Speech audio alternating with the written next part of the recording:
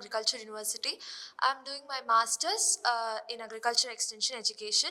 Regarding this Manage dialogue, being already I have participated in the NYPDP, and which made me come here back to Manage for the Manage dialogue.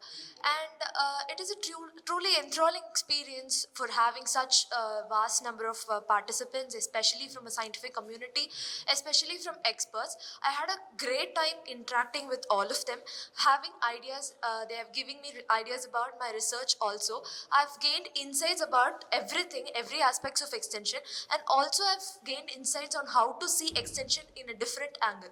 So this dialogue, especially the interaction sessions, was so good, where we had an opportunity to know in depth about what the ground reality is, how we have to approach every extension activities and every extension approaches in the farmer perspective as well as in the extension official perspective. So this dialogue truly enriched my existing knowledge as well as gave me a valuable insight for updating and how to carry out my research, which I'm about to start.